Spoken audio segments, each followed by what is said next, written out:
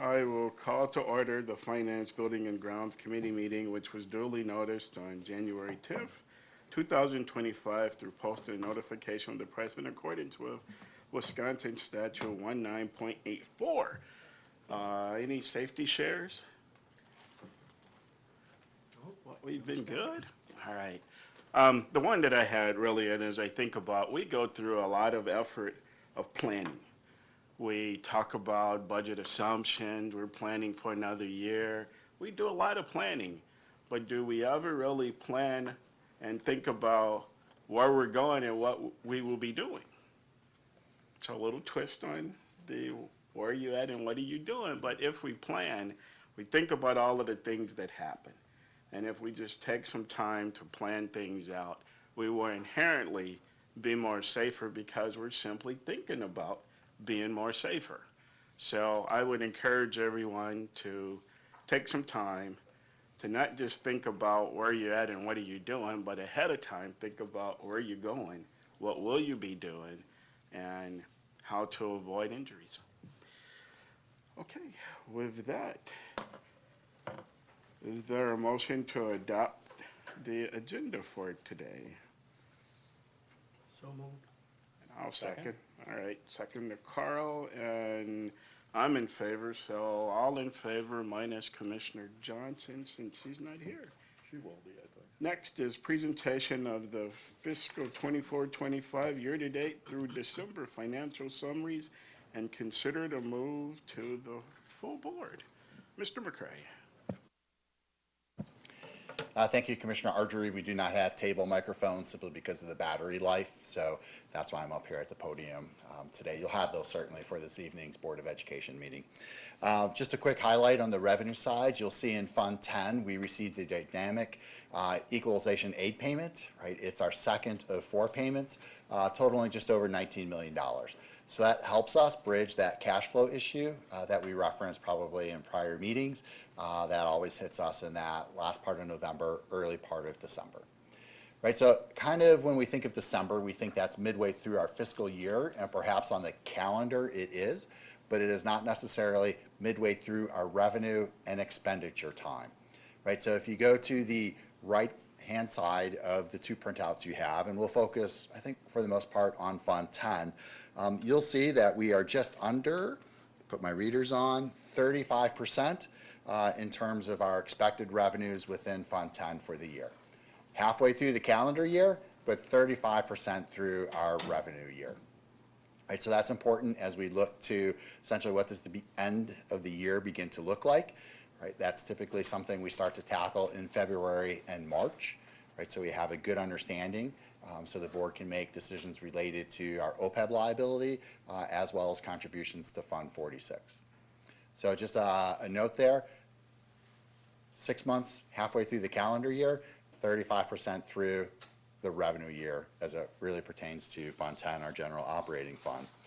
If you take a look at and actually I just referenced that incorrectly, my apologies. We're 35%, just under 35% relative to our expenditures for the year. That's my bad. When we look to the revenues, this is what happens when one doesn't wear the readers, which are just aptly right here. We're just under 25% of our revenue for the year. Right, so just some percentages to keep in mind. That's all I have for our monthly revenue and expense report. That took care of one question that I had. No, Fire away. No, it was, as you said that, I'm like, is that really the case? But no, you cleaned it up. I cleaned it up, yep. Okay. Seeing no questions, is there a motion to move it to the full board for approval? So moved. Second. Right, we have a motion and a second to move the fiscal 24-25 financials through December to the full board. All those in favor, say aye. Aye. Any opposed? That passes unanimously. Okay, next, presentation of the fiscal year 24 district financial audit. Mr. McCray, and Wendy's not here. Exactly. I will call Wendy in. She's going to be on speakerphone, presenting virtually. And I apologize. I asked Patrick. I'm 0 for 2 so far today at the board meeting. Hopefully I don't finish the game that way. But Patrick will pull up the presentation that was provided in your packet from our auditor, Wendy Unger, who's a partner with Baker Tilly. Baker Tilly has done our audit for a number of years, preceding my arrival here in the district in 2019. So I'm going to dial in Wendy. Wendy will go ahead then and take it from there, take you through her report. And again, her report is a supplemental to the financial reports that you have included in your board packet. So while they're doing that, I think it's really important as we look at, and more to my fellow commissioners, as we look at to our main responsibilities. Obviously, we have one employee, the superintendent, and then our next most important responsibility is to make sure of the district financials. And unfortunately, we've seen throughout the state and across the country when that isn't, the people don't pay attention to their responsibilities. Lots of different things happen. So we have done an excellent job here in this district. We continue to do it, and I just want to preface that as we're waiting to get Wendy on the line. Hello, Wendy.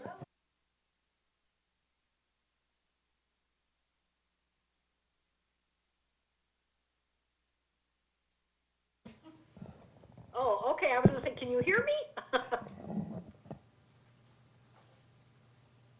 Yes, we can hear you. Wonderful, We have your slide deck So- up, Wendy, so you're good to go. wonderful. Well, good afternoon, everyone. I hope everybody is staying warm. So I am here today to present the results of the June 30th, 2024 audit for the school district. The presentation, as Dan mentioned, should be up. And the agenda for this afternoon, we're going to go through some very high-level audit results. We'll go through some financial information. I have a couple additional points that I think are important to remind everyone of towards the end of the presentation, and then I will open it up for any questions. But if you do have questions as I move through the slides, please feel free to ask. I'll do my best to address those as we go through. So on the next slide is the summary of the audit results. The objective of the audit was to issue an opinion for the school district. We've done that. Included in your audited financial statements is a clean, unmodified opinion. That's the same type of opinion that you've received in the past. That is the highest level of assurance that you can receive from us as your auditors. And that clean, unmodified opinion means a couple different things. One, that the financials are presented in accordance with generally accepted accounting principles, that accounting principles have been consistent from year to year. So for FY24, although there were applicable GASBs or governmental accounting standards that were effective for the district, none of them had any type of significant impact, and therefore there were no change in accounting principles noted within the opinion. Also, that clean, unmodified opinion means that the financial statements are believed to be materially accurate and that all disclosures that are required to be included under the standards have been included within your financial report and the related footnotes. Switching to the next slide, some continued audit results. This is some more information before we get into the financial statement number portion of the presentation. One of the documents that we issue as part of the audit process, in addition to the financial statements, is what's referred to as our reporting and insights document. And this document really accomplishes several different purposes for us.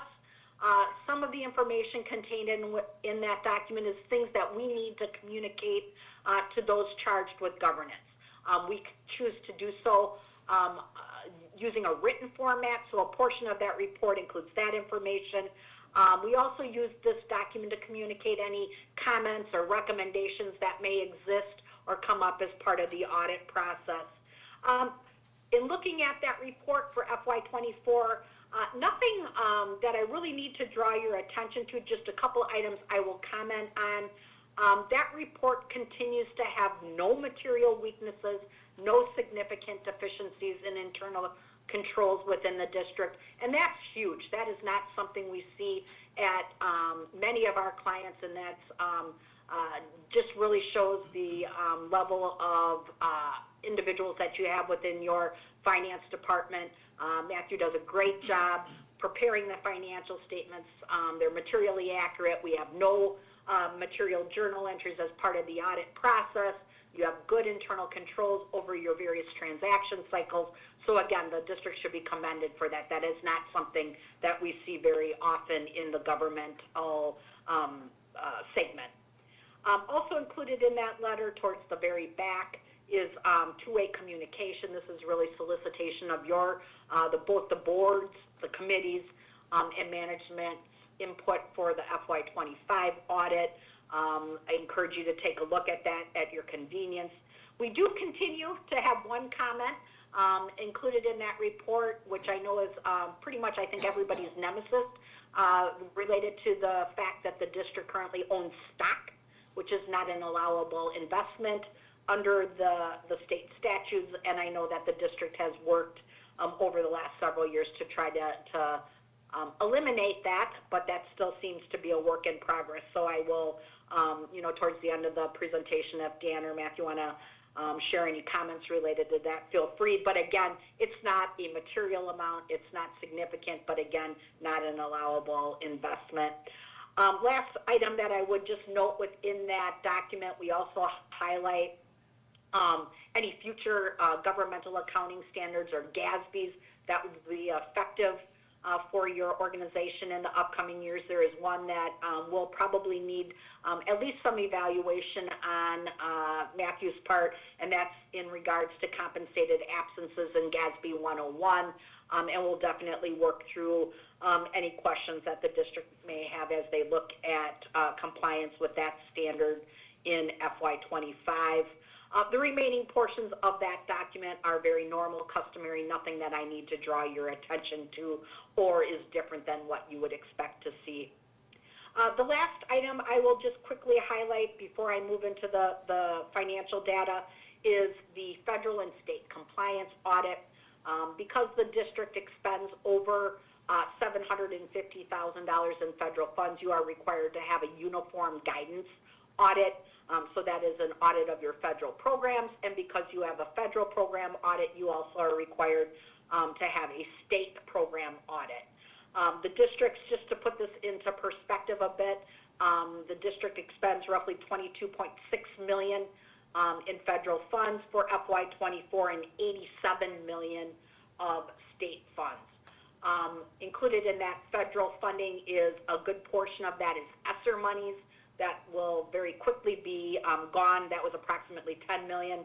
And then on the state side, your largest portion of your state funding is obviously in the form of equalization aid, and that was approximately $71 million.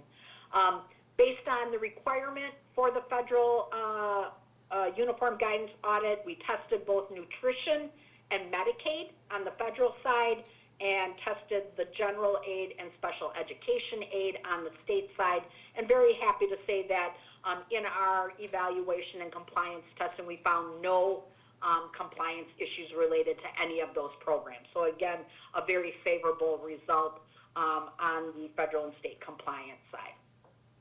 Moving then into some very high-level financial information. On the next slide, I've highlighted the general fund, so the day-to-day operating fund of the district. When we look at this, we look at actual results compared to your final budget and the related variance. So you can see when you look at the general fund for FY24, 145,285 of actual. Your final budget was 145,557. So you came in under budget on your revenue side by roughly $272,000. Couple of reasons for that. Local revenue came in over budget by $363,000. So that local revenue category, the largest contributors to that positive variance to budget. Investment income came in over budget, and then ultimately that is where a lot of your student fees, activity fees, and that are included in those, ultimately came in over budget also. State revenue also came in over budget, $746,000 over. Really the main reason for that, you received some additional school-based mental health grants that were not anticipated at the time of budgeting, and that is a large component of that positive variance. Where you ultimately came in under budget was in the federal revenue category. They came in $1.7 million under budget, and that really related to some Title II funding that was less than expected, and then ultimately the timing of when ESSER funds were being drawn, they came in under budget also. On the expenditure side, you'll note you came in $1.2 million, almost $1.2 million under budget, which is a positive variance for the year. A couple items to note: your general instruction category came in $1.9 million under budget. Your business and auxiliary services came in $1.3 million over budget. And ultimately, the reason for that $1.3 million overage, you had used some extra money that the general fund generated during FY24 for some additional projects within the district. So you had used some resources that you hadn't anticipated at the time of budgeting. In regards to the general instruction category being $1.9 million under budget, a couple larger components included in that category. Substitute dollars were $225,000 under budget. Contributions to the Employee Trust Fund were $255,000 under budget. And then within some supply categories and your non-capital equipment came in roughly about $1 million under budget. So a favorable variance within your expenditure category. Overall, the general fund added almost $1 million, $902,000 to fund balance, and ended the year at $26.366 million. That $26 million is broken into three components, as you can see on the bottom of this slide. A portion of that is what's referred to as non-spendable. So there's $860,000 that is prepaid expenses. So those are things, for example, insurance type items that you pay in December, but they are for January premiums. Other dues, subscriptions, something that might have been paid in 24 but is really a 25 related expenditure. We pull that out because that cash is gone, but you haven't recognized the expense for it. So those are monies that you really don't have to spend. So we take those out and show those separately. There's a small portion of that $26 million that is restricted. $256,000 is library funds that have been recognized as revenue that are waiting to be spent. And then the remaining portion, $25.2 million, is your unassigned category. And the district does have a policy that requires this figure to be between 17 and 23% of the subsequent year's general and special education expenditures. This figure represents 17% of that figure, so you're right in line with your policy, and again, ended the year in a very strong financial position within your general fund. Moving to the next page, the remaining funds of the district are summarized. The first column is your special education fund. You'll note that fund has zero fund balance, and that is a requirement per DPI. So that fund has its expected expenditures based on the activity. You receive federal and state funding, but ultimately a portion of the funding in that fund comes from your general fund. So $13.7 million of the revenue in there came in from the general fund, again with the remaining sources being federal and state funding. The next column is your debt service fund. $4.2 million comes in from the general fund. The rest is taxes that are collected and any type of investment income. You spent $14.6 million on principal and interest during the year. So you used up some fund balance and ended the year at $444,000 of fund balance. Debt service fund balance is restricted. It can only be used for debt service purposes until the debt of the district would be paid in full. The next column is your capital improvement trust fund. So this is a fund where you've been saving funds over the past several years, ultimately began to spend those funds. $775,000 of revenue The general fund did contribute $250,000 to that fund. The remaining portion of that revenue is in the form of investment income of $436,000.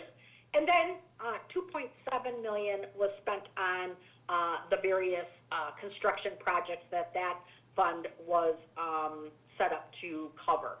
At the end of the year, that fund had $10.7 million of fund balance to be used for its intended purposes. The next column is your capital projects fund. So this fund had $276,000 in revenue. This is investment income. You spent a little bit over $1 million on the various projects and equipment during the year. Used $776,000 of fund balance and ended the year at slightly over $7 million, again, to be used for future capital needs. The last column here is an accumulation of the remaining funds of the district. So this is your food service fund, your gift fund, your community service fund, and then Rock University, the charter school. In total, those had $7.9 million of revenue. Most of that, $6.7 million, is in the food service fund. So just to put that a little bit in perspective on where that activity is coming from. Likewise, on the expenditure side, $7.5 million of expenses, $6.5 is in the food service fund. Ultimately, those four funds combined added $369,000 to fund balance, ended the year at $5.78 million. Very happy to say all of the funds, food service, gift fund, and community service, all had a positive increase in fund balance. The food service fund ended the year at $4.2 million of fund balance. The gift fund had $1.2 million, and the community service fund had $341,000 of fund balance. I will just note that those non-major funds and their related activity do have a schedule in the towards the back of the financial statements that show each of those funds in detail. Again, something you can look at your convenience. On the final slide of information, this is again just some points that I think are important to just remind everyone of. The district's ability to borrow is 10% of its equalized value. That equates to roughly $761 million. As of the end of June 30th of 24, you had $13 million outstanding. So you have a significant amount of borrowing capacity, equating to roughly $748 million as of June 30th. I have included the various page numbers in the footnotes where you can also see more information on each of these bullet points. The next item is the other post-employment benefit obligation.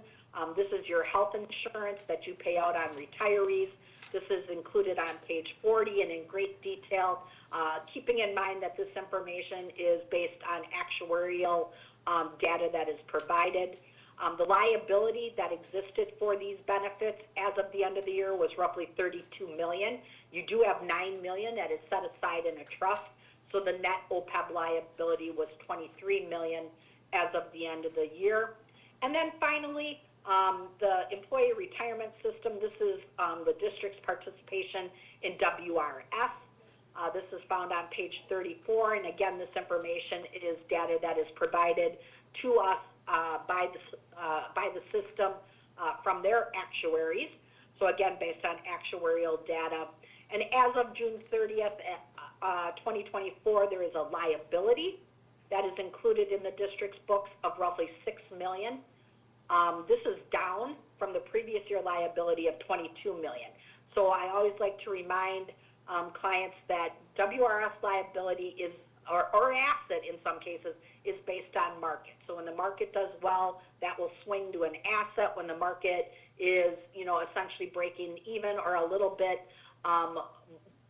what I would say poorer results in a given year, that will swing to a liability. And again, as of June 30th of 24, it is a liability. One other thing I will remind you on that WRS liability, it is as of 12/31/23.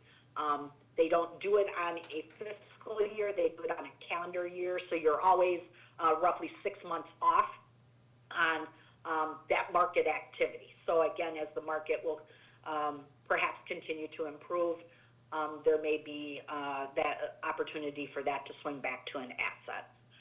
On the very final page, I've included my email address and my direct line. Happy to talk with any of you about any of the information I shared, the audit process, answer any questions you may have in more detail. Please feel free to reach out, but I'd also be happy to try to answer any questions you may have now on any of the information shared. Questions? It looks quiet here, Wendy. Thank you very much. All right, well, thank you very much. Have a great day, everyone. Okay. Thank you, Wendy. Thank you.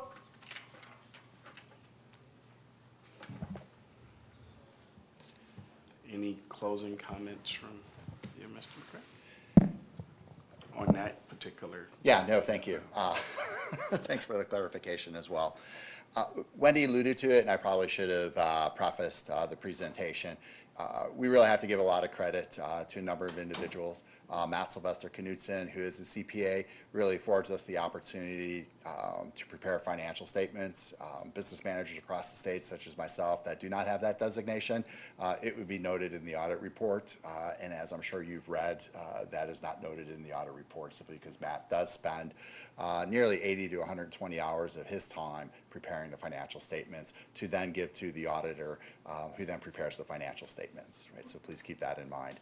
I also would be remiss if I didn't acknowledge Tammy Carlson, who's our fiscal analyst grants manager, who also has a significant role within the audit process. You'll notice there's a great deal of time spent on the single audit.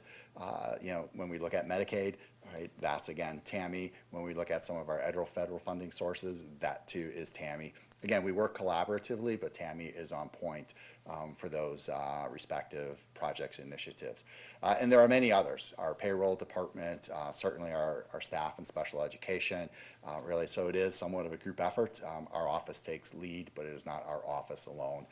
And again, if anyone were to get credit, it should be Matt and Tammy. This stays on the website available to us for how long? Well, within your board Perpetuity? docs, it's in perpetuity. But when we look at our public website, so now that we've gone through this process, we'll work with the Public Information Office and post that on the I'm district's just curious website. because there's a lot of references and I'd like to look at them, but I can't just drop everything and do it right at the moment. Within board docs, it's forever, as long as you have access and continue to be reelected to the Board of Education. Don't threaten me. Thanks. And if you do lose access, it's available on the district's website. We probably don't archive them all the way to the past, but certainly our most recent audits are part of the portfolio within the website. That's a nice job. I'm just glad I can have access. Absolutely. Thank you. I think it is important to say, mentioning Matt and being able to do it a financial, because that in previous years has been a noted item. But also, as we look at what has happened over the years, we used to have several control areas noted. And in the last 3 to 4 years, it's been completely clean with no areas of, I'll say, gotchas, I'll call it that way. So it's really kudos to Dan and your staff. So thank you. All right, next is information on pending parameters resolution. So I believe under separate cover, not board docs, but it'll certainly be posted within board docs, you should have received an email with an attached memo relative to a parameters resolution. So you may recall, and Mike Clark from Barrett, I should introduce Mike as well if you have some technical questions. This is essentially going to be a board action item, I believe on February 11th, the first board meeting in February, is to adopt a parameters resolution. What the parameters resolution does, in short, and I'll say from a layman's perspective, is give administration and Baird the opportunity to time the market to its advantage when we issue debt. So that's the role of the parameters resolution. Board took action back in 2020. It was a new concept. At that time, we're essentially asking for the board's permission in February to employ that tool again. So certainly as the Finance, Buildings, and Grounds Committee, we wanted to share that with you for your feedback, perhaps answer or ask any questions. I'm here, certainly Mike is here. Mike will be point, if you will, on sale as we work with our Baird Financial Advisory Group. So there you have it.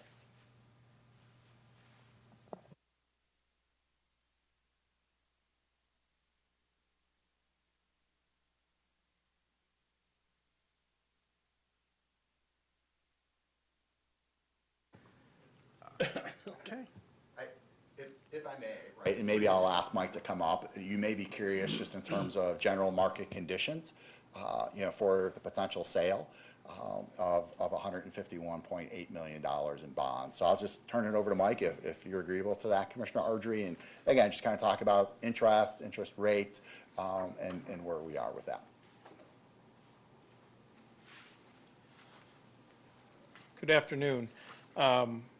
I know we had spent quite a bit of time last referendum going through the parameters resolutions of something new to the district. And so if you do have any questions, I'll gladly answer those. But just in terms of how we're looking at, and congratulations, by the way, the most recent referendum success in getting the debt issued. We've had several conversations since November in terms of topics related to arbitrage, IRS spend down targets, things like that, and how that might influence the borrowing.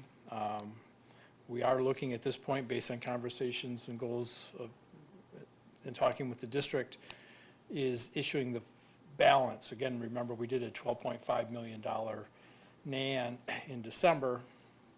We'd be issuing the balance of the debt sometime in the first quarter of '25. And that's to get the dollars invested. Again, the interest you earn is dollars you can put towards other projects. There might be some arbitrage aspects to it in terms of earning more than you're allowed because interest rates are higher, and that might cause the district to have to write a check to the IRS. But you'll be comforted that you'll be earning and retaining the maximum allowed by the IRS. If we happen to earn over that, because it's unlikely you'll meet some of the spend down targets given the length of your project schedule.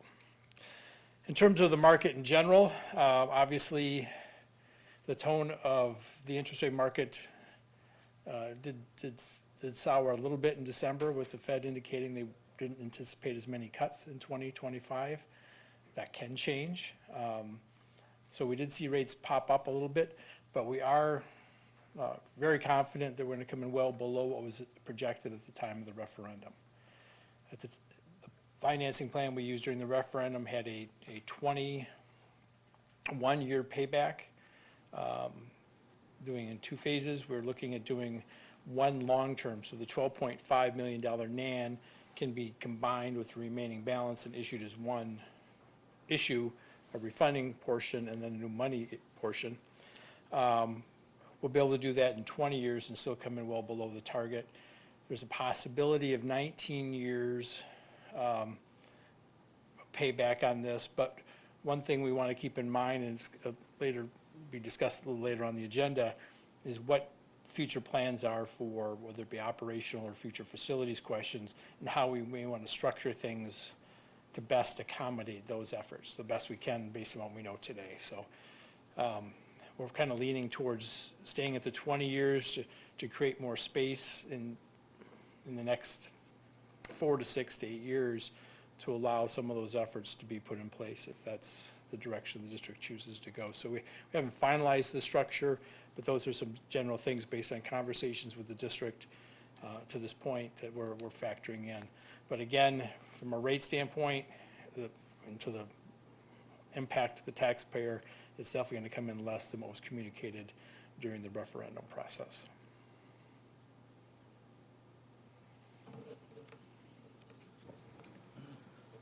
Well, now I have to ask a question. Okay.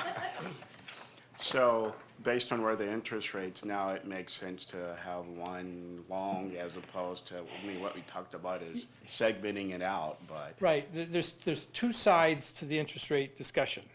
One is the cost of the debt, and we're gonna come in below what was projected, so we're gonna deliver a good result for the taxpayers relative to what was communicated. And then there's the investment side, where if you have these dollars invested and you're able to earn interest, and the project schedule is fairly lengthy, so you'll have several, quite a few years of having these dollars invested, those dollars can be used for two purposes.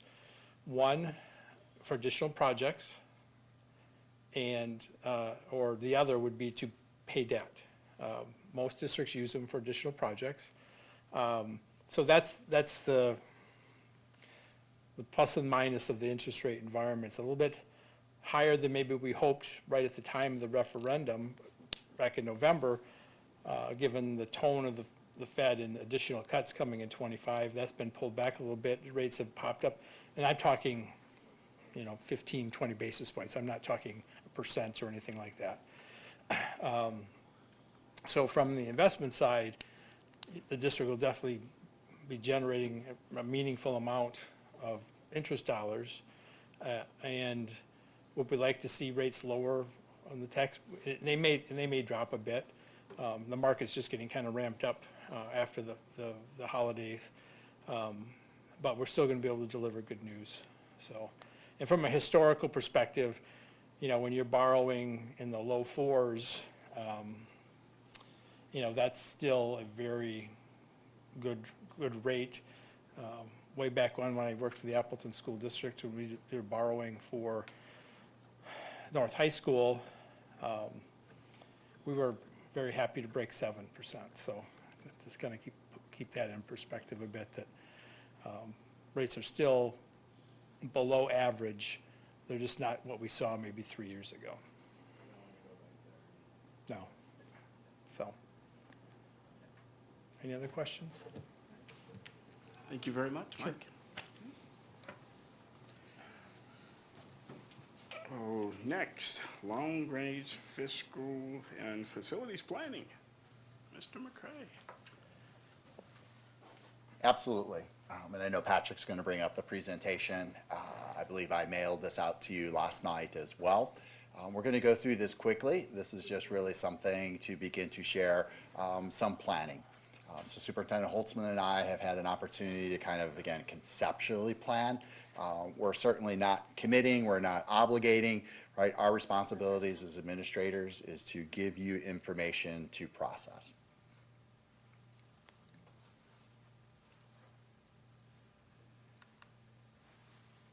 Just a great reminder, sometimes I quiz people as I walk the halls here in terms of what our 4 district priorities are.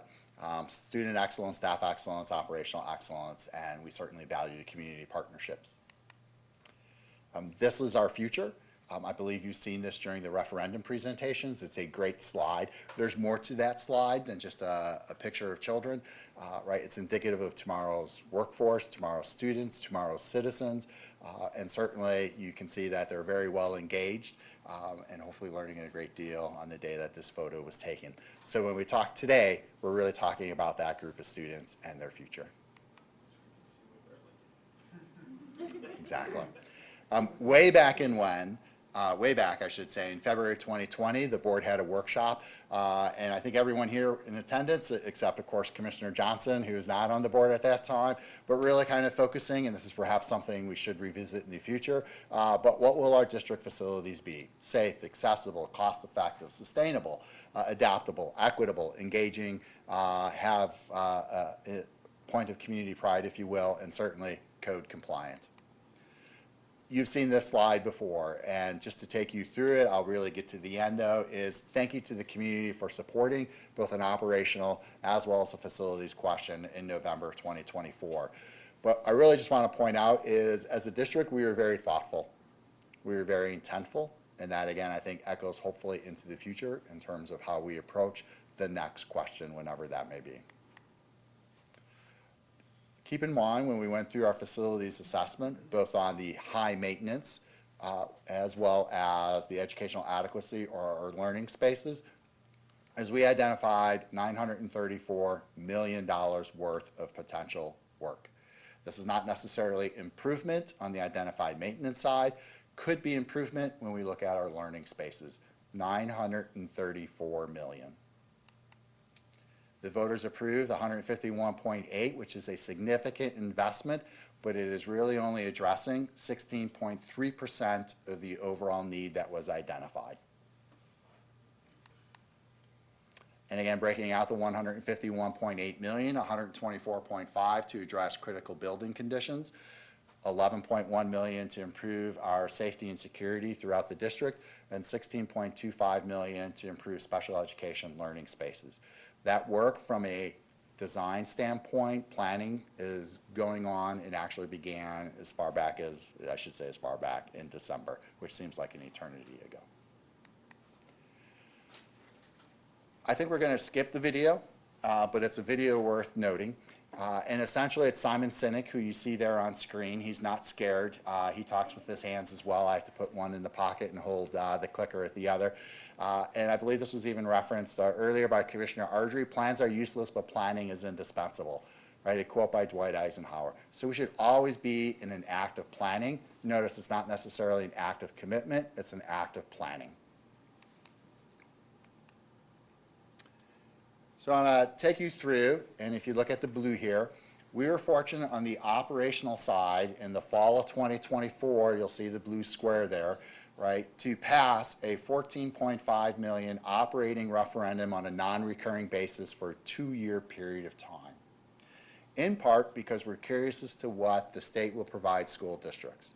However, I will caution you to look back as we look forward that it's probably going to be very, very conservative and not a windfall of cash. You will hear 3 particular large items that are up for discussion amongst many other things. One is an increase in the per member revenue limit. The other is an increase in the revenue limit ceiling, which is probably really more of a floor. And the third option is to increase special ed reimbursement. Those can be significant investments, but we will not know if there's movement other than the already statutory $325 increase in per member revenue limit authority, which equates to us as a district is just under $3 million, 2.9 and change, right? So we won't know any of the discussions, right, that have not really yet occurred until after July 1. In the meantime, we will be asked to settle with our bargaining units, we will be asked to make healthcare decisions, and we will be asked to make staffing as well as capital improvement decisions. So we make decisions to some extent in an atmosphere of the unknown. So 14.5 million on a non-recurring basis. So that means in 2026, we're going to have to ask for another question. Of course, it's the board's prerogative, but 14.5 million represents, right, nearly 10% of our operating budget and 12% today of our revenue limit authority, so a significant amount. So the question comes, is should we ask, and this is why you see question marks in 2026, right, a question related to recurring, perhaps a question related to a non-recurring at dollar values yet to be determined. Although one could venture to guess at least 14.5 million is going to be a mix within that discussion. Is it 3 years? Is it 4 years? I would advocate, my opinions do not necessarily reflect the opinions of other administrators nor the Board of Education, but 4 seems to be a good year, a 4-year trend. 3 is kind of like running for Congress. It goes fast. Then that would expire potentially on a 4-year basis in 2030, to which we would ask potentially for another 4-year operating referendum, either on a recurring and or non-recurring basis again. So that's just planning out into the future, 2030, which seems to be a long ways away, but let me remind the board, when we passed in 2020, we were preparing for an operational and potential facilities question as early as late 2020 and certainly into 2021, thus, right, why we included that timeline in the slide deck. So the question comes, knowing that we are under 17% in addressing our capital need, what's next? And that's where this yellow comes into play, or gold, I should say, is do we want to begin entertaining a 2028 question related to facilities? This takes us off cycle with an operating question.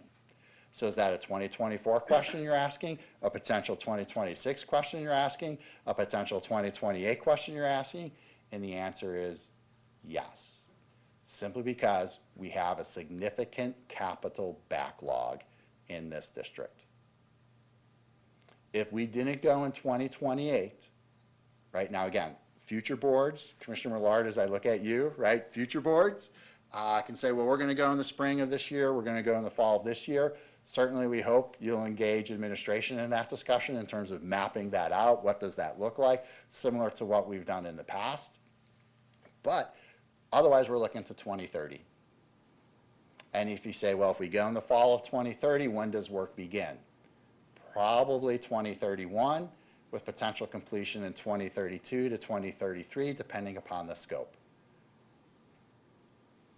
So we're doing great work in our buildings with the 151.8. We're improving our mechanical systems. We're improving our electrical distribution systems, right? We're addressing roofing. We're looking at building envelope.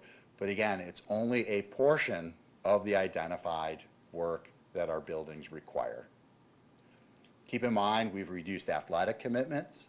We did test CTE, right? Working and engaging and teaching our workforce for the future. Right? That was the question we tested.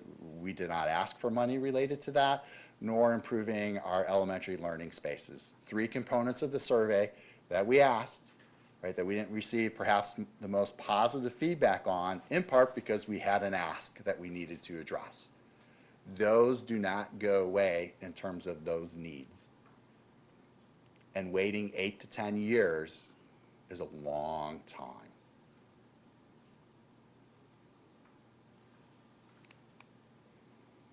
So what's next? So to some extent, we've taken a bit of a pause in terms of our 10-year capital plan. But our 10-year capital plan, at most, at $1 million a year, is $10 million. And then you're going to say, but we're going to couple that with our identified maintenance or identified Fund 46 balance that the auditor, Wendy Younger, just identified. Absolutely. I'm going to say, yeah, that's a good deal of money. But then I'm going to go back and say, you'll recall in December, nearly 90% of our roofs are past their life cycle.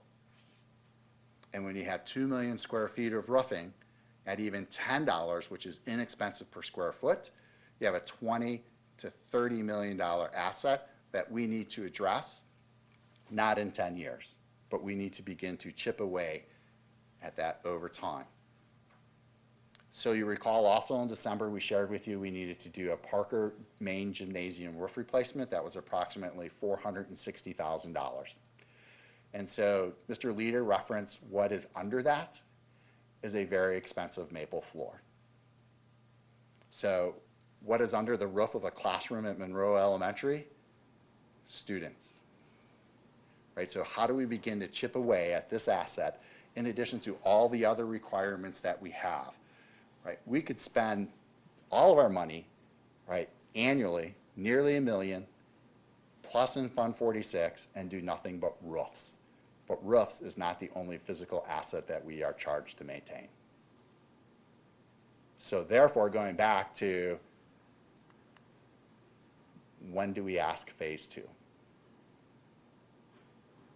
Because we identified over $900 million, and we're addressing less than 17% of that. And we share these administratively, right, is just to get you thinking, appreciative of the 151.8, but also knowing our work is not done. And I would say we've done a really good job in terms of planning, both as a district, as a board, as an administration, in terms of looking to the future. Lots of questions to be answered. What's within the scope? What's the dollar value? What's the tax impact? All great questions. But first, I think we need to test the appetite in terms of, are these things we want to begin pursuing? The athletic needs don't go away. The CTEs do not go away. And $100,000 here or $200,000 there does not make them go away at all. So that's where you see we need to work on our plan, but we also need to work on even a potential referendum plan. Certainly there's full board discussion. We should review the 2024 community survey that was conducted just as a check, right? I talked a little bit about scope, prioritization, costings. We're not there yet. We also need to engage MD Roffers again, so I had a conversation with them. Once we move through the September third Friday count in 2025, like, let's update our enrollment and community growth data to be sure that we continue to be trending in a neutral or positive direction, right? And then certainly throughout the process, as we illustrated in 2020 and again in 2024, what does that community engagement piece look like? Because you represent the community, but we engage even beyond that. So those are some questions, or to answer, I guess, what's next.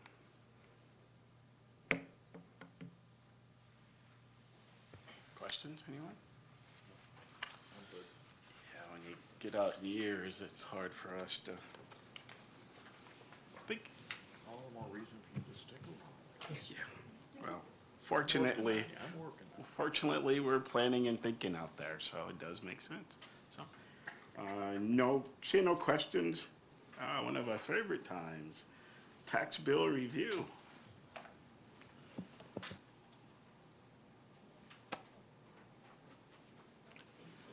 Okay, I'm watching the clock. I want Ms. Jensen to know that, right? So we have a target time, because I know we have executive session for the board, as well as a full board meeting this evening. So we'll go quickly through this. I appreciate the comments, Commissioner Ardrey. Right, so a couple of key points, right? What drives the district's revenue limit authority? How do we calculate the levy? What makes up the levy? What's the levy by municipality? Understanding a tax bill and available resources. Right, so does the budget or levy reflect the district's priorities? So that should always be a fundamental question we ask administratively and as a board. Are we aligned? And can we be better at aligning our resources to our 4 priorities? Student excellence, staff excellence, operational excellence, and community partnerships. You may recall property values, clicked a little too fast. Property values do not dictate the amount of revenue school districts receive. Membership drives our revenue. And simply put, and there's probably a few different variations, right, but I think everyone knows to do like the parentheses first. Revenue limit minus state aid is essentially your local levy, right? You add in funds 39 and 80, and that's your total levy. So we are levying for Fund 10, Fund 38 within the district's revenue limit authority, Funds 39 and Fund 80 outside the district's revenue limit authority. This is what we did this last year. This is a repeat of the slide that you saw during the budget adoption. Our levy this year was 51.6 and change, right? Divide that by the property value, which fell just a few percentage points. I think one of 2 districts, Mike, in the state of Wisconsin, that fell. Yeah, the state average was about 7, so I'm not sure. Plus 7, and we fell. So I think it had to do with a perhaps overvaluation of commercial property. That seems to be the rumor on the street. We'll see if anyone corrects me. Anyway, you do the division math, multiply it by 1,000, and we receive a mill rate of $7.39. A lot of data here. I'm sure you poured over it last night when I sent it out. This is often a debate in my office, is do you go with the most recent year to history, or do you go from history on the left to the most recent year on the right? So Matt, Sylvester, Knutson, and Tammy, I believe, prefer this slide. So in order to accommodate them, I went ahead with that. It's a little hard for me, but I went ahead and did it. What you see here on this slide is really a composition of the levy in terms of chargebacks, which are essentially the district gets billed for taxes that were overpaid, essentially by the municipality, to which then that becomes an expense, and then the following year we get to levy for that expense. Fund 80, Fund 39, Fund 38, and Fund 10. And you can see a history, right, as you read from left to right. The question I have is 14.5 million operating referendum.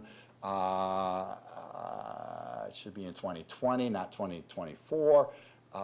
With it 14.5 in 2024. Why is the levy not 44.2 million? So if you go back to 2021 and you look at that 30 million, if I can read from here, and you were to say, well, let's add 14.5 million, right? That's what voters supported in terms of an operational referendum. Why is our Fund 10 levy not 44 million? Okay, I know everyone's waiting with bated breath. And the answer is shared cost and general aid increase and offset taxes that we pass on to local taxpayers. When there's an increase in state equalization aid, those are not new dollars for districts to spend. That is really property tax relief, right? So even the full measure of the 14.5 million is not felt by taxpayers because of offsetting increases in general aid. And here, this is really the School District of Janesville, Funds 1038 in general aid history. So you can see in yellow, a majority of our funds, right, are supplied by the state in terms of general aid. Now, as I'm sure the committee recalls, there's primary, secondary, and tertiary aid. We're not going to go into that right now. This was our levy by fund. So our levy increased this past year by 1.4 million, right? I would say not a significant amount. This is on the DPI portal, Department of Public Instruction. This is the official submission. Matt Sylvester Knutson completes this. This is just a different breakdown. And if you look, right, you can see our levy went up 2.79%, which was less than inflation. But the levy distribution by municipality varied. When we levy as a district, we levy on an equalized basis. We do not apply taxes per parcel within the municipalities. That is a municipality's decision to do that based upon the value of property within their respective, and when I say value of the property, right, the assessed value within their respective municipalities. This is a breakdown of a tax bill. One of you will recognize this. I will not say which one. But I want to point out A, right, which is the levy credit. So districts do not know the levy credit until tax bills are distributed. But it is a further way for the state of Wisconsin to quote unquote invest in education by increasing a levy credit to reduce the local taxpayers' burden related to school districts. The highlighted area there in red is essentially the prior year net tax for schools as compared to the current year net tax in schools. And this particular property taxpayer paid approximately $30 more in school taxes as compared to the prior year. That's section B. 1.92% increase in this particular property value, property owner's taxes. I received a call yesterday from an individual in the town of Rock. That individual's went up north of 10%. Our overall levy, right, as indicated in an earlier slide, went up less than 3%.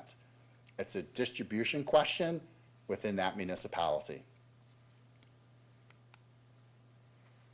And this is just breaking it down again a little bit more in detail, looking at the levy credit as well as the $29.80 increases in taxes compared to the prior year. I typically look at 4 properties. Everyone here has a relationship to the district, property 1, 2, 3, and 4.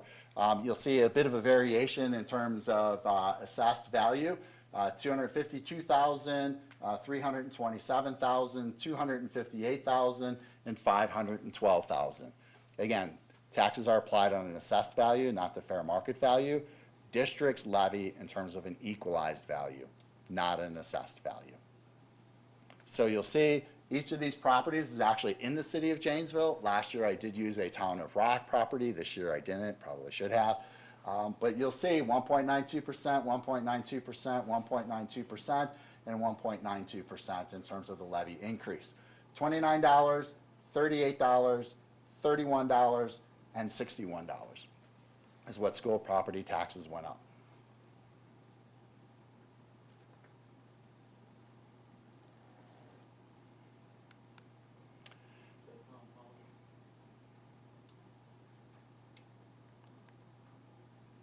Does that compound? No. We have a great resource on our website. I appreciate Commissioner Dahmerhausen in terms of referencing our website. It's not in board docs, it just is on our website. way back when it was the Wisconsin Taxpayers Alliance, it's now the Wisconsin Policy Forum, is there's a great article. If you have a constituent ask you about the distribution of taxes in their respective municipality, I would encourage you to point them to the direction of our website to view this PDF on property assessments and school taxes from a municipality standpoint. This is what we hope to do. Just kind of a recap of our key points to review, and any questions.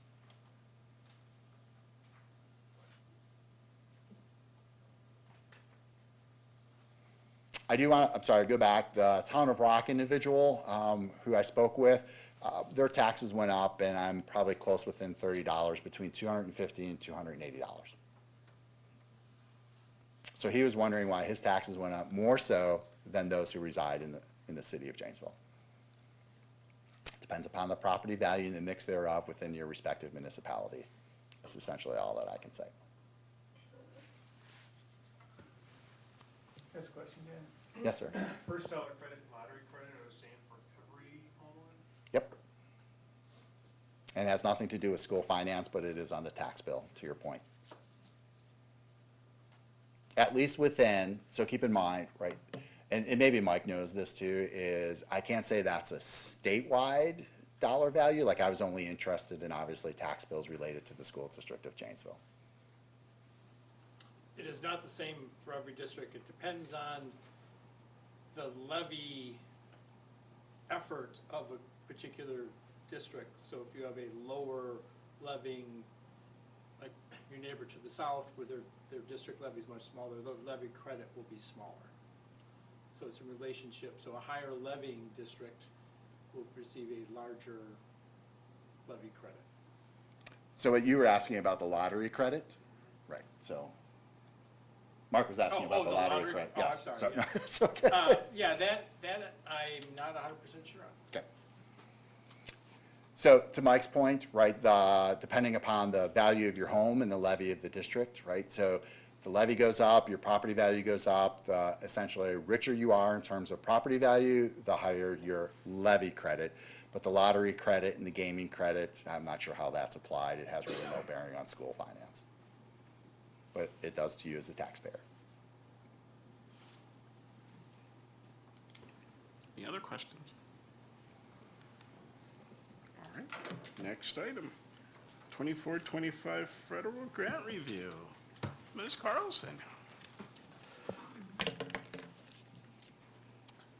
We're gonna wait for Patrick to get up my presentation here. Thank you very much. Oh,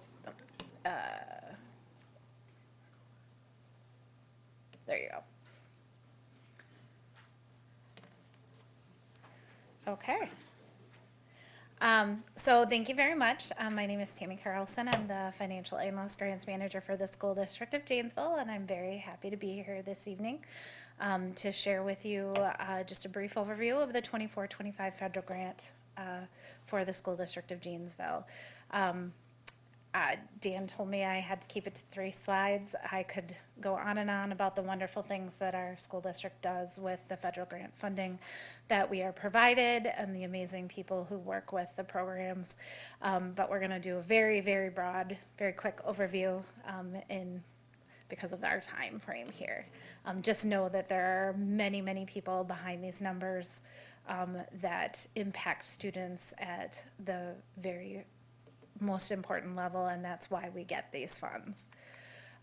So these are the federal acts and the awarding agencies. I know a lot of people have probably heard about in the news, oh, we're going to dissolve the U.S. Department of Education. So I wanted to highlight which departments actually currently house these federal grants and the awarding agencies. We did just have a meeting this afternoon with Shelley Babler with the Department of Public Instruction, and she made it very clear that the U.S. Department of Education, in order to dissolve it, would be a very extensive process. It's not something that would be like next week that you would be seeing. And that even if it was dissolved, most of these acts are outside the purview of an agency specifically, and it would just go to a different federal agency to be managing these grants. So we have, and I also want to point out that in 24-25, we did still have some, these are the ones that I'm highlighting here, our annual grants that we get every year from the federal government. But I do want to point out that in 24-25, we were still finishing up the ESSER funding and the American Rescue Plan funding with our homeless education. ESSER is part of the American Rescue Plan, as well as some homeless grants that we had in that plan as well. That was about 5.2 million. So when you look at your audit findings from next year, you're going to have an extra 5.2 million in funding that will go away after the 24-25 fiscal reports. This is more of our general annual major federal grants that we do. So we have the Elementary and Secondary Education Act. It's called the ESEA, and we have about about a little over $3 million in that, and that's through our general fund 10. And that's equal opportunities for students to receive a high-quality education. I'm gonna, on the next slide, just, there's multiple areas within that ESEA that I'm gonna highlight a little bit more. Then our Individuals with Disabilities Education Act, that's 2.7 million. That's our special education funding to supplement our programs and services to children with disabilities. So when you hear about, well, the federal government isn't giving us enough money to support providing equitable services to our special education students, to provide those supplemental, it's above and beyond the regular education to those students with children with disabilities. That's about 2.7 million. This is a federal grant that does require us to provide equitable services, so part of this money does support students at our private schools in the area that also have special education needs. And then, looks so small compared to the other ones, but we have $116,000 that goes to Carl D. Perkins Act. You'll hear it mostly referred to as Perkins, they shorten it. That supplements and enhances our career and technical education programming, especially is focusing on providing access to those to underrepresented student populations in those career and technical education areas. So it is a supplemental funding source. A lot of people are like, oh, well, we'll just use Perkins money to pay for that new lathe or other bigger kind of ticket programming items for our CTE and technical education programming.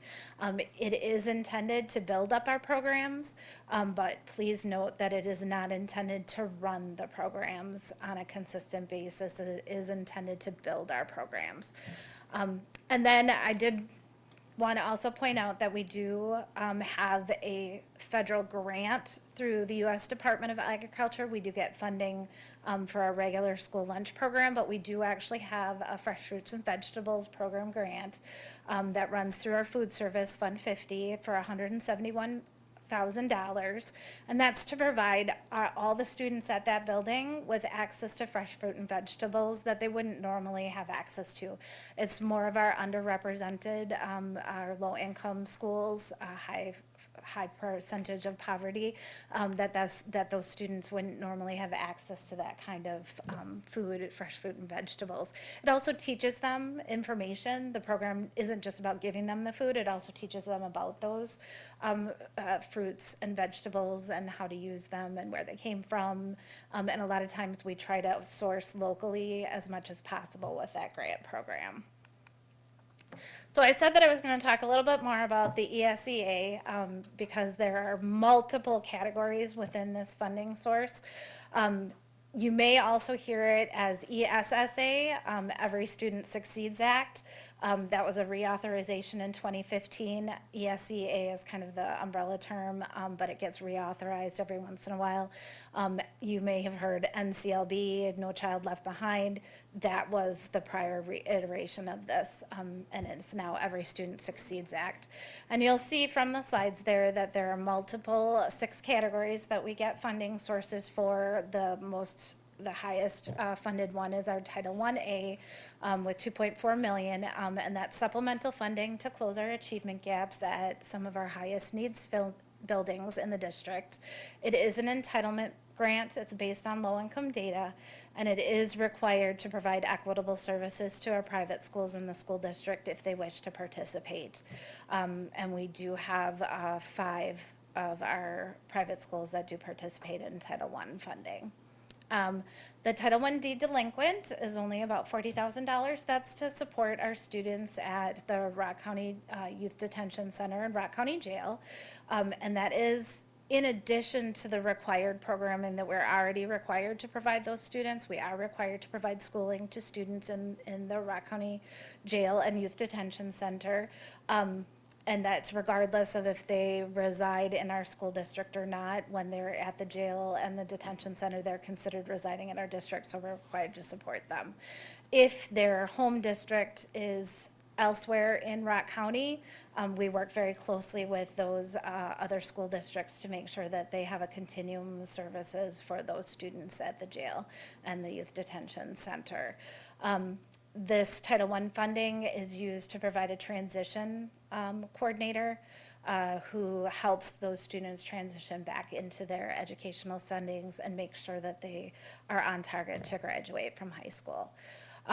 Title II-A is an entitlement grant, and I should clarify, so there's a difference between an entitlement grant, which is based on a number of pupils in a certain category that is identified for that particular grant. And then there are competitive grants which the school district has to apply for, and then if we get chosen, we get that funding. So Title II-A is an entitlement grant. It's based on per pupil allocation, and it's used to improve the quality of our school teachers and our school leaders.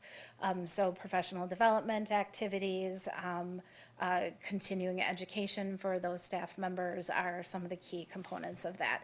That is also required to provide equitable services to our private schools with this funding.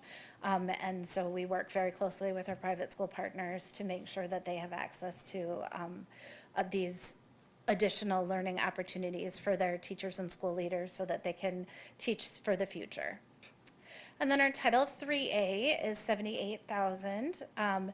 That is funding to help support our English learner students and to make sure that they can attain English language proficiency and meet our state and district standards.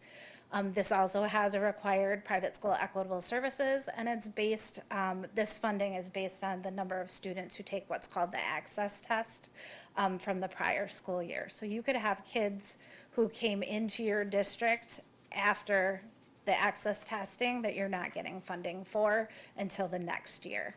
So it is kind of a year later kind of a grant funding. And then our Title IV-A is also an entitlement grant based on that per pupil allocation. And it's supplemental funding. People call it the kind of catch-all federal grant, where it provides funding to improve students' academic achievement. There's 3 core areas: well-rounded education, safe and healthy students, and effective use of technology. So well-rounded education, it could be foreign language, it could be music, it could be art, making sure that those students have access to that complete array of educational opportunities to build their growth. Your safe and healthy students are going to be your social emotional learning, your physical education, things like that. And then obviously effective use of technology is not only the training on different technology components, but also there's a small component that you can use to help build your technology infrastructure. This again requires private school equitable services, and we do work with our private schools on that. And then the final ESSA federal grant allocation is a competitive grant. It's the Education for Homeless Children and Youth. We get about $55,000 for that. It's a 3-year grant, and we're in year 2 of our 3-year cycle. And it's to assist, provide educational equity and success for students experiencing homelessness under the guidelines of what's called the McKinney-Vento Homeless Assistance Act, which is a very specific rubric of guidelines of what we can provide to help in an educational setting, because they want to make sure that we are coordinating with outside agencies that may be providing support for families who have housing needs. That's not something that we can pay somebody's rent with this money. It's more to support the students in the school educational setting. However, we do provide food to students on weekends. We work with ECHO and other organizations, Project 1649, to be able to get these supports out to our students who are most in need. And then we just wanted to highlight really quickly here, WISE Grants is the state program that we use to kind of build a budget for these federal grants, as well as make our claims. It's a really wonderful program, but it does require a lot of information. People wonder, well, how is the state making sure that you're using the funding in the correct manner, the way that the federal government wishes to have us use it? How do we report to the federal government that we are at the local education level using these grant funds in the correct manner? And this is the program called WISE Grants that we do that in. This is an example of a career and technical education Perkins grant. You have to identify what type of purchase it is. This is a non-capital equipment purchase. You have supplies, you have personnel, you have purchase services, you have capital purchases, which are over our capitalization threshold of $5,000 per item. This is a non-capital equipment purchase. What is it being used for? Is it being used for instruction? Is it being used for after-school activities? Is it being whatever kind of area? Then you have to say what function, what technical, this is technology education, what area of the budget is it being used for, what type of equipment it is, what type of equipment. This particular item is lab equipment. How many units are you purchasing? It gets very specific, and I think not everybody realizes the level of detail that the federal government and passed through the state agency is asking for.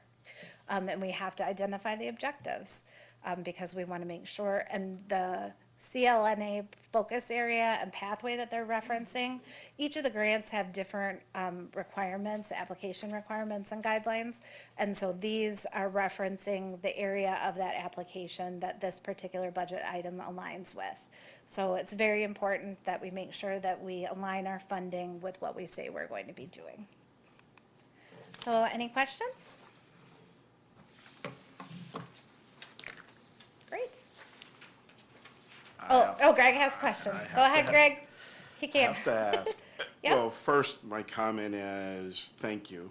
Yeah. I don't believe that we've ever had a detailed presentation of the grants with this level of fidelity, so thank you very Oh, much. you're welcome. So then I will look to say, well, okay, I'm hoping the committee, we start visiting the buildings early February. And it's easy to see the last thing you had up there where it's the lathe, so we can see tangibly, I'm gonna say, the Perkins Act dollars tied to that. Many of these, and it would be difficult to say, okay, how do I see the federal dollars at work in a given building? Is it even possible, other than generalizing, saying this is going to this particular area in this particular school for this reason? But is it any way to tie what we see here to exactly what we see in the school buildings? So we have asset tags on things that are over our $5,000 capitalization threshold, so it's easy for those types of pieces of equipment. But the other, like your teacher, we don't stick a sticker on a teacher saying I'm grant funded, kind of thing. So, I mean, we can run reports for people to identify that information. We can identify this many teachers at each school are grant funded, this many support staff. Like, we can definitely do some kind of like per building reporting. Definitely, we can do that to run by grant, or how much money we're spending on each building by grant. If you look at your school level reporting reports that you're getting, there is a breakout in those school level reporting of what's federally grant funded as opposed to just regular. So if That's you, on the dashboard, right? Oh, No, and I knew the answer, and what you said was what I was hoping you would say. So often when we look at the dollars that come in, it is difficult to tangibly say, here's exactly where those dollars go, because in the general sense, we're supporting a whole lot more than what the government has given us grants for. So Correct, that correct. was just- And a lot of these grants are what are called supplemental grants, so you have to have a core programming. And these are to help elevate that programming, to bring that programming to students who may have higher needs than what our general programming can support. Great. Thank you. Well, thank you.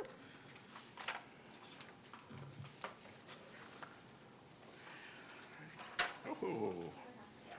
Next, a fiscal perspective on open enrollment.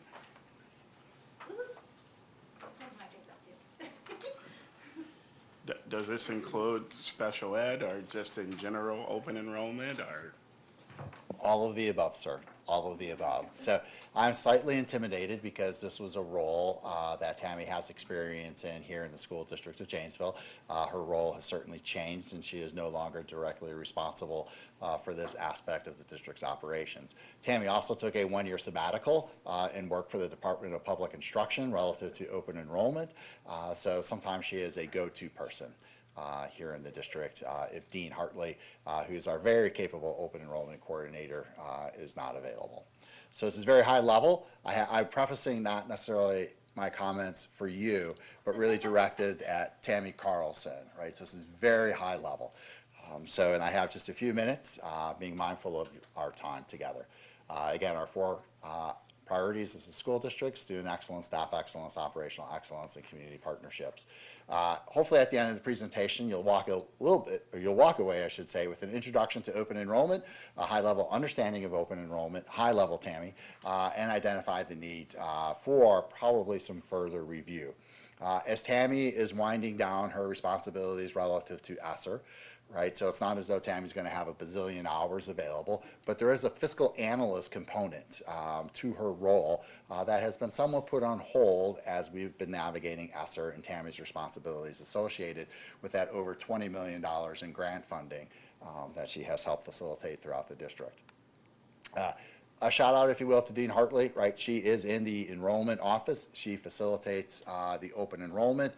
The School District of Janesville, as every school district who has open enrollment, uses the Department of Public Instruction's open enrollment application log, OPAL for short, which serves really as the tracking platform. And there's an annual application period for open enrollment for those students wishing to come to the School District of Janesville between February and April, generally speaking, of every year. And then there is always an alternative open enrollment application that one can undertake should they blow through or by, I should say, the April time.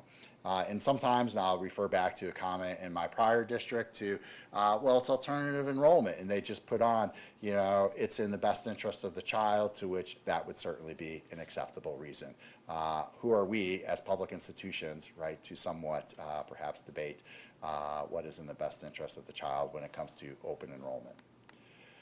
Generally speaking, this fiscal year, the reimbursement that districts receive for accepting or the expense for paying for students to go in and out of the district in general education is $8,962. For students with disabilities, pupils with disabilities, that value is $13,814. When I first began as a school business official, we would bill out for special education services, right? And then there was a lot of paper going back and forth, and legislatively, it was locked into where, regardless, unless it's $13,814.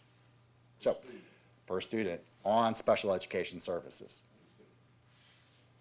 There's some nuance to that. I'm going to save that for a later presentation for Tammy to perhaps get into, right? But generally speaking, again, high level, that's where we're at. This is a chart that we shared during the budget adoption process. All right, and so what you'll see there, reading from left to right, going from history to current, is the district's open enrollment on an individual basis, not an FTE. Think of this as a seat count, regardless of open enrolled, regular ed, open enrolled, special ed, regardless if it's a 0.6 of an FTE 4Ker or a 1.0 FTE first grader, this is really an enrollment count. You'll see when I first came, perhaps it's me, we were positive 232 to the net positive in terms of more students coming into the district than leaving the district. This year, when we were budgeting for 24-25, we have a snippet in time, right? Again, it's a very dynamic and fluid throughout the year, open enrollment that is, we were a negative 24. So that's a significant swing, right, of approximately 250 to 260 students. So when you see a minus 24, that means our expenses are surpassing our revenues when it comes to open enrollment. So each value is both a revenue and expense. Keep that in mind going back to the $8,000 and $13,000 figure. Everything is reconciled in what we call, like in our land, so to speak, the business services office, right? It's reconciled in June, and we receive a debit and credit, how very exciting worksheet from the Department of Public Instruction. There's no cash transaction between districts. This is all handled at the state level. Here is our September open enrollment from a fiscal perspective. So when we go back to 2019-20, my first year here, we were nearly 1.5 million to the positive. It was, if you say, a revenue source for the district. This year we're budgeting a minus $500,000. So simple math, that's nearly a 2 million swing. So our expenses are outpacing our revenues. Students coming into the district are not as many as they were in years past. Students leaving the district, right, is kind of the issue. Now, there's lots of questions as to why. I could go back to 2003, 2004. Bambi Stotts and Mark Skidmore, both PhDs at UW-Whitewater, conducted a survey. Typically, families at that time, right, and there's a myriad of reasons as to why people open enroll in and open enroll out.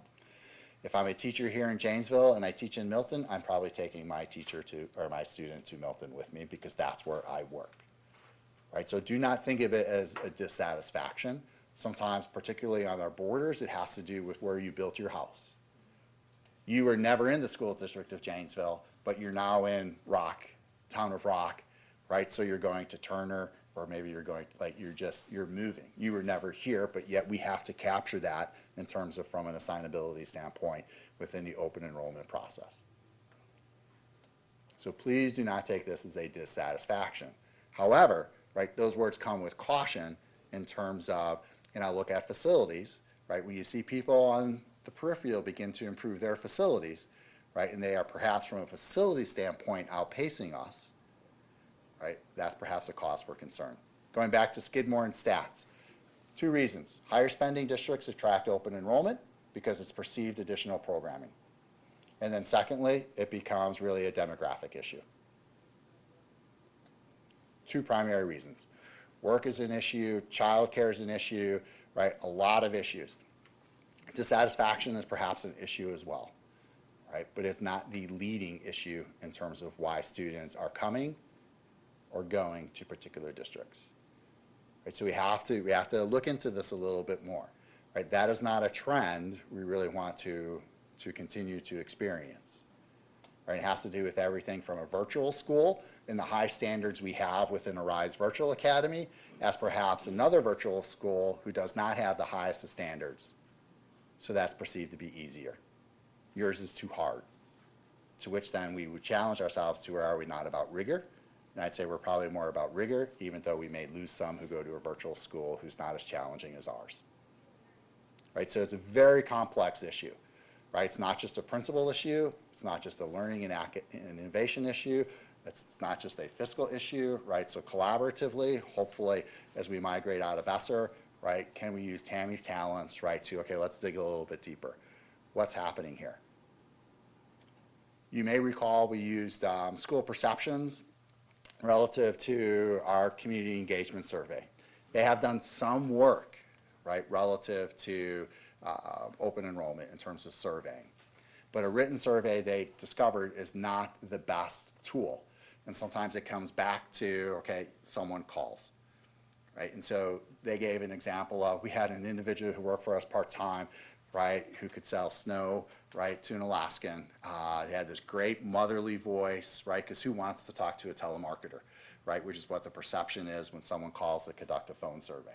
So we actually looked to engage, but we just couldn't get that. That individual wasn't available, right, because perhaps getting data, right, would not give us really good data from a written paper. But there's still some work that needs to be done, and I guess that's really the message here.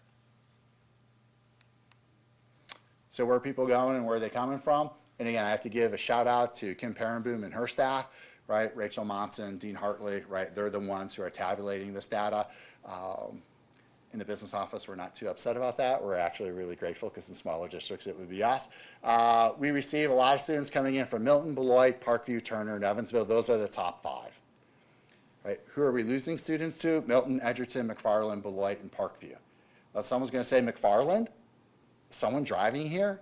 McFarland has a virtual academy. We have a virtual academy. Why are they choosing McFarland versus Arise Virtual Academy? So these are things we need to dig into, right? And so that's what I suggest we continue to pursue and bring back information. Some great resources relative to open enrollment. It is a very complex topic. That's why I got it, and Tammy's not here, right? So this is why I get the high-level overview. Tammy would give you a great overview. Quick introduction, high-level understanding, and identify the need for further review. That was our intent today. Questions? Given it's a high-level overview, I have no questions. Okay. Thank you very much for your time. All right. Next is future committee meeting items. Once again, any topics to be request for us to look into, prepare for?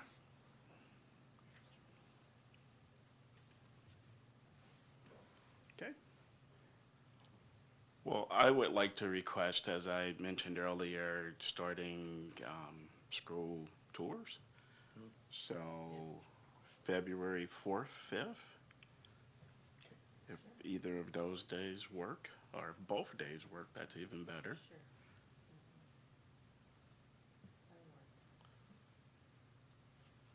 All right. Carl? February 4th, 5th. And next is time. February 4th and 5th? Yes. Tuesday's always the day, because I work on Wednesdays. Well, yeah, that's why I was asking either day. Oh, Up and, Nothing's changing. so just the 4th, not, yeah. okay. So just the 4th, so, yep, so, 5:15 in the morning? yeah, maybe not 5:15 in the morning. 1 p.m., 10 a.m., 11 a.m., 1 p.m.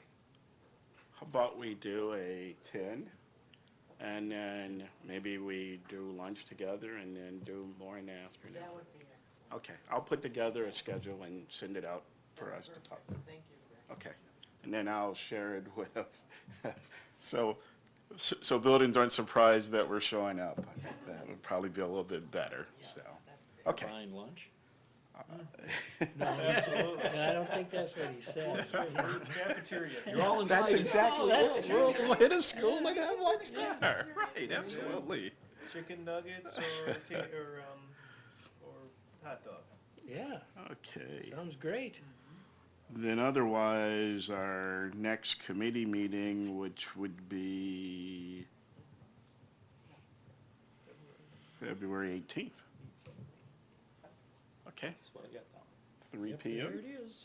3 p.m. okay, perfect.